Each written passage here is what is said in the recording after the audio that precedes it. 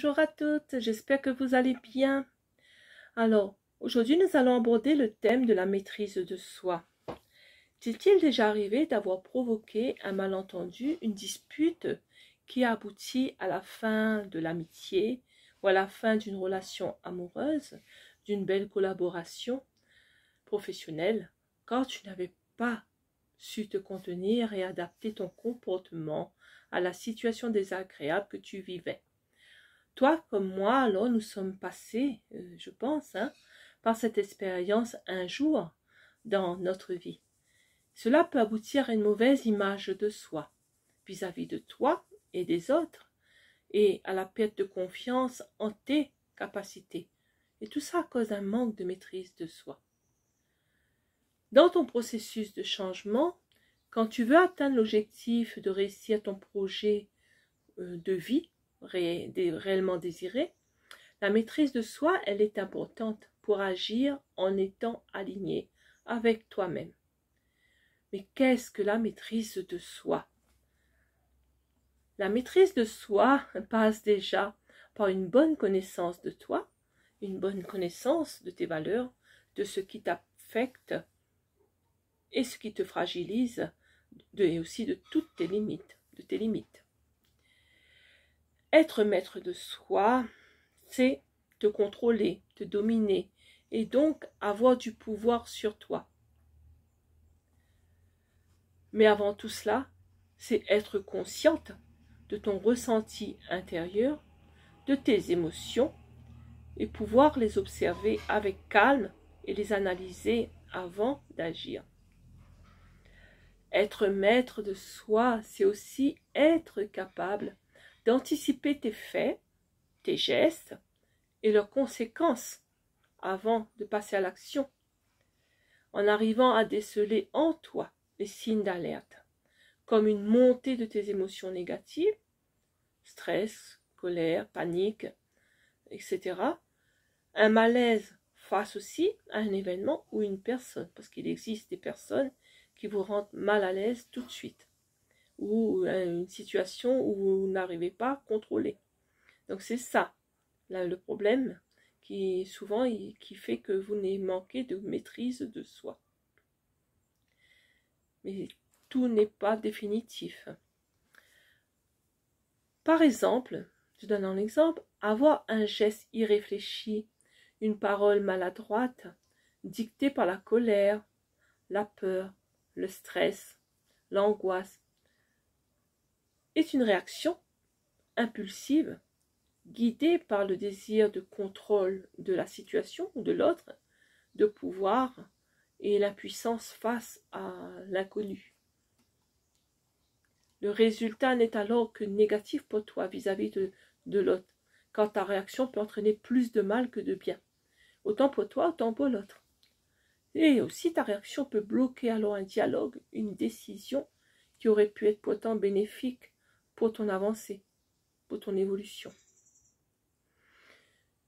Il faut te dire qu'une des clés de la réussite de ton projet, de ta vie, est la maîtrise de soi, le calme, ce qui implique d'être dans l'action, pas dans la réaction, quand une ou des émotions surgissent en toi. La réaction est souvent impulsive et intuitive. L'action, elle, est toujours réfléchie et évolutive. Mais alors, comment avoir une bonne maîtrise de soi? Vaste programme.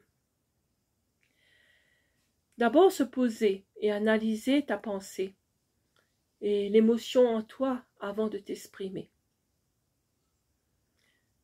Ensuite, maîtriser tes réactions en évitant d'être impulsive. Donc, irréfléchi. Aligner tous tes objectifs avec tes valeurs et suivre ainsi ta volonté propre, malgré les émotions. Et entretenir et avoir une bonne image de toi et confiance en toi, même si c'est pas facile des fois. Écouter l'autre et parler avec l'autre et parler quand tu as tous les éléments qu'il te faut pour répondre tout en étant calme. Mais pas de façon irréfléchie en lui coupant la parole. Rester en toutes circonstances, ensuite, agréable et juste dans ton attitude envers les autres, ce qui montre de toi ta capacité à être une force tranquille de caractère. Accepter aussi de perdre, de te tromper et de réussir tout en gardant, pour quel que soit ce qui se passe, une attitude réfléchie et humble. Et ton calme, bien sûr. Rechercher ce qui t'améliore et éviter ce qui provoque chez toi des réactions négatives. Fuir le mauvais, fuir les personnes toxiques ou malsaines, ou les situations que tu n'arrives pas à te maîtriser. La maîtrise de soi n'est pas quelque chose d'inné, de présent dès la naissance, mais elle s'acquiert en faisant un travail sur soi, en identifiant tes valeurs, tes limites, tes croyances, bien sûr, et en choisissant de changer celles qui ne sont plus adaptées à ton épanouissement, celles qui ne sont plus adaptées à ta vision, à la personne que tu voudrais être, ou que tu veux être, ou que tu es déjà, mais que tu ne connais pas encore tout à fait.